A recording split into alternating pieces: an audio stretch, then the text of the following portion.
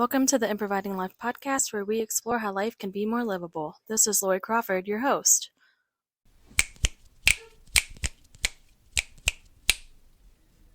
For this week's episode, I was really reflecting on something that was shared out last week, an episode about 3 signs that you're in a one-sided relationship with your body.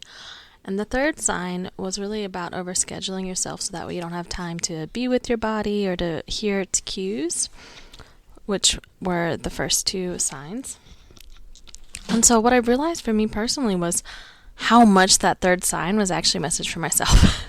That this June in particular has been really overscheduled. And so in realizing that, now I'm at this point of curiosity of just when did this season, which is very familiar to me, of overscheduling myself, sort of restart? What other tendrils are coming up with that? What other places might I want to explore and play with? And so, then when reflecting back on the episode for June with Alexis Edwards, one of the pieces that was coming through about this idea is of our body consenting to what our mind is deciding on, right? And so I want to just riff and sort of explore that idea about, does your body consent to that? And that being really what, as Mercury saying, what we're doing on our day-to-day and how we're navigating the choices that we're making with our time, energy, and resources.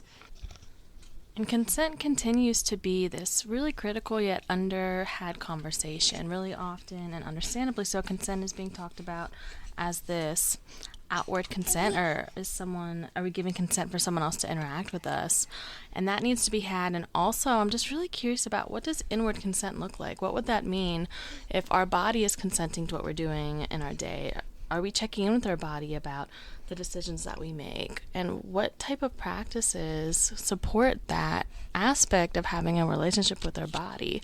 And then does, the decision of that outward support, or consent rather, from outside people, does that become even more of a fluid place to make decisions, because we don't have to put all that pressure on our mind to make that decision itself? Our bodies actually, we're able to notice on the cues of our body language or sensations, or just this intuition coming through of whether we do want, someone in our space, in our place, or in our time.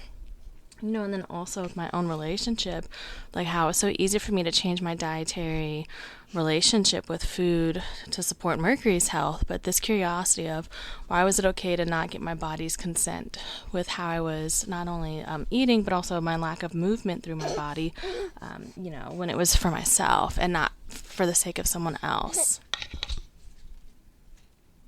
I'm curious about times where even my body might have been saying yes to something, and then my mind was saying no, right? So it's not just, our mind saying yes to things that our body wouldn't want, and, this other reality too, where, my mind might say, I don't have time to get up and move, or my body would be like, oh, I would love to take a walk around. I would love for you to notice that, your knees are stiff or hurting, or that you haven't been able to feel your butt for 30 minutes. Can you get up and move?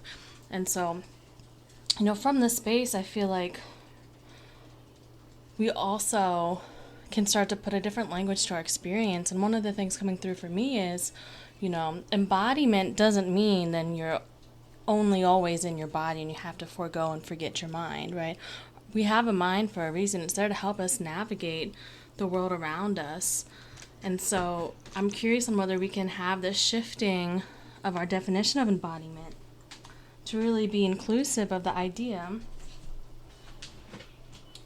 that we get to have this on and off switch, right? We get to decide and really listen and have our body give us cues, have our mind give us cues. Does it feel accessible to be inner with my body right now? Does it feel accessible to be inner with my mind now? And I feel like play can come into this in terms of,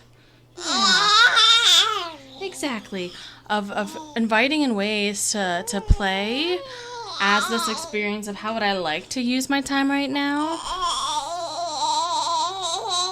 Exactly, Mercury, not what have I been told I have to do right now?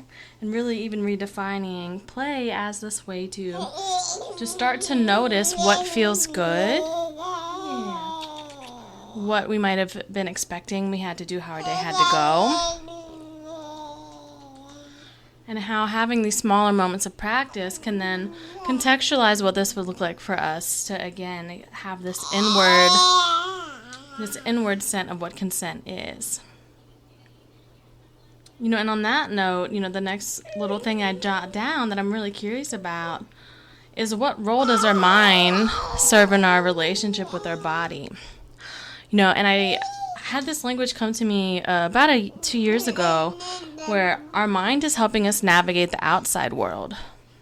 And what if our body is here to help us navigate our inner world? Because even if we're sort of adulting on autopilot, we're coasting through, our mind is taking us through every aspect of life.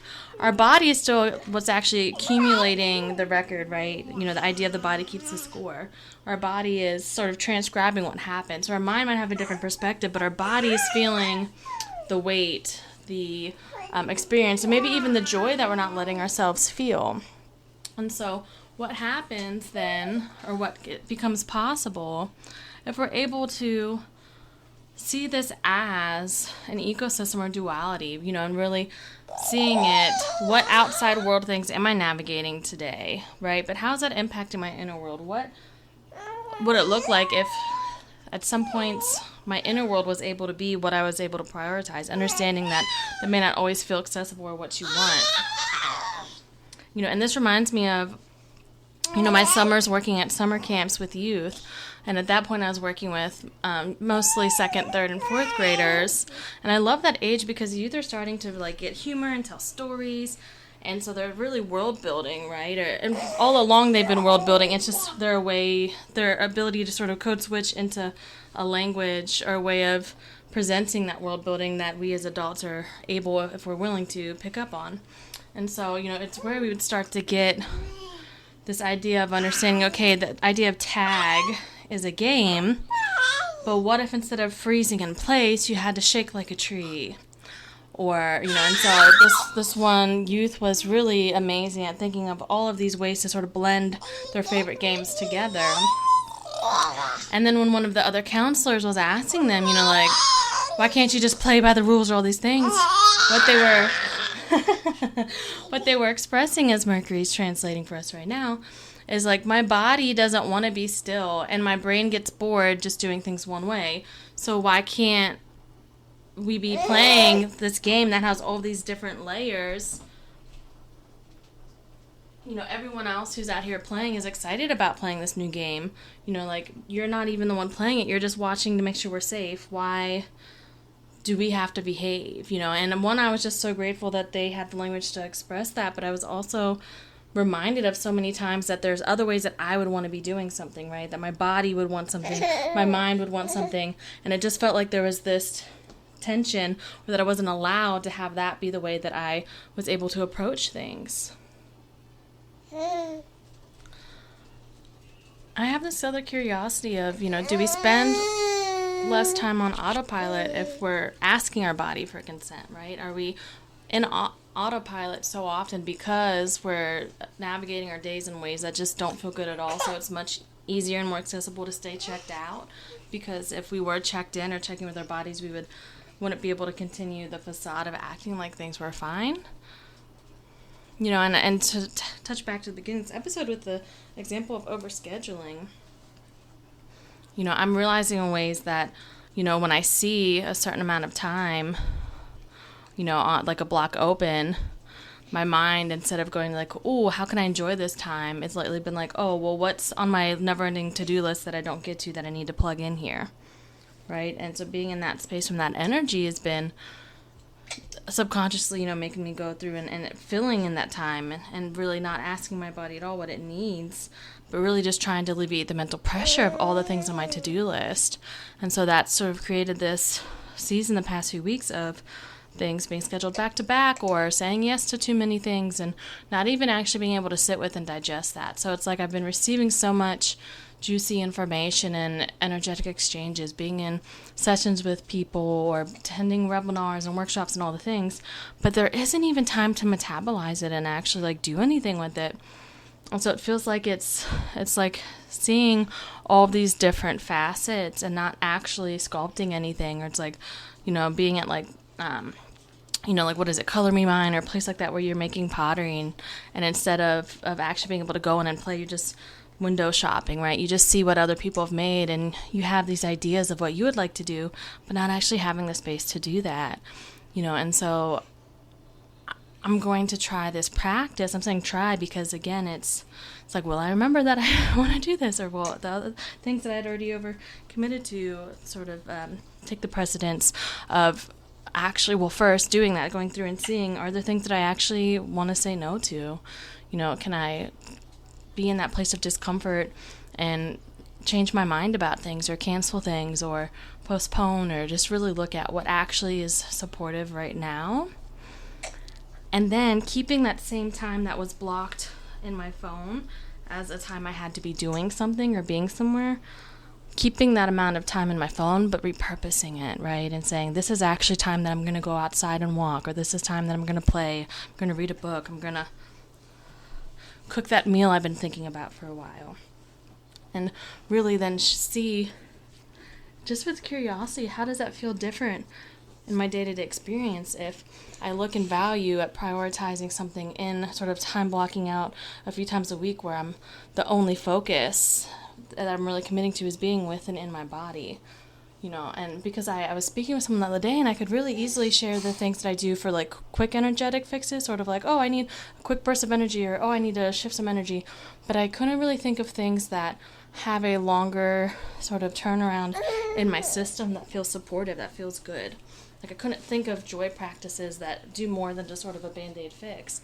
And so I'm really feeling curious about reconnecting to that part of, or that approach to joy and play is, what actually fills my cup over a period of time, and it's not just to sort of patch me up to get through the rest of the day. So one of the ways that I want to check in with myself is this idea of, does my body feel lit up or weighed down when I see my weekly calendar, right? And I don't look at my weekly calendar even because I like to have a schedule. Most of the times I'm looking, it's because, again, I've said yes to things that I have to show up to, and I'm more of like, what even is time? What time is it now? Where do I have to be because I said that I would be? And so realizing that, I'm saying yes to things that make me commit to a structure that perhaps want to actually be what I would want to be doing with my time. And so, asking my body for consent in that way of, when I see all the things out in a material reality, like something like a calendar that I've said yes to, does that feel like a yes to my body? Am I excited for these things to come up? Or are they like to-do list type things where now it feels like I have to do them? And can my mind work through the discomfort of having to acknowledge that insight and then make the decision on whether or not I change my plans then? Because really that's what I've realized happened is, like, most of the things I've been saying yes to are because I'm like, oh, this will be the one thing that helps me shift this other thing. But again, there's not that metabolism time, so the actions that could be taken or gleaned from that insight isn't happening. So it's, there's this language of the hungry ghost, and that's actually a card that I pulled this week where it's just like, you're never satiated. You're always looking for something outside of yourself. And so I'm really feeling the season of being called in to spend time with my body and my spirit, of really seeing what depths there are that have not been, like snorkeled, dove into and explored, and what type of nourishment sort of feels like it comes from that place. And so it's like this other inquiry of, and I want to share that for all of us, of like, does our coping mechanisms, or like the ways that we sort of patch through or get from day to day, actually feel supportive for our minds and our bodies, right? Or is it just, appeasing our mind, or helping us disassociate, or like, do the practices that we have actually feel supportive for,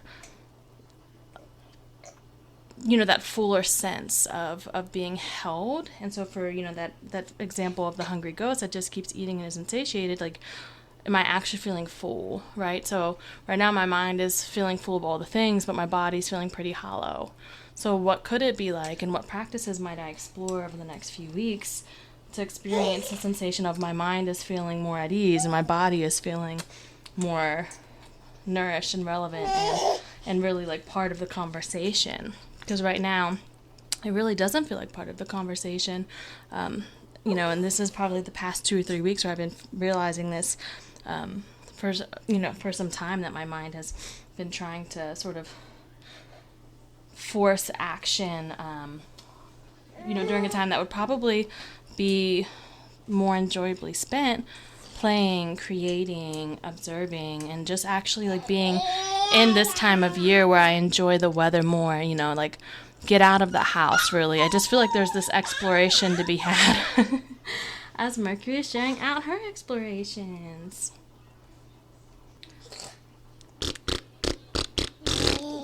Our transition today is Sounds by Mercury and Mommy. So, thank you for leading us in with those bubbles, Mare.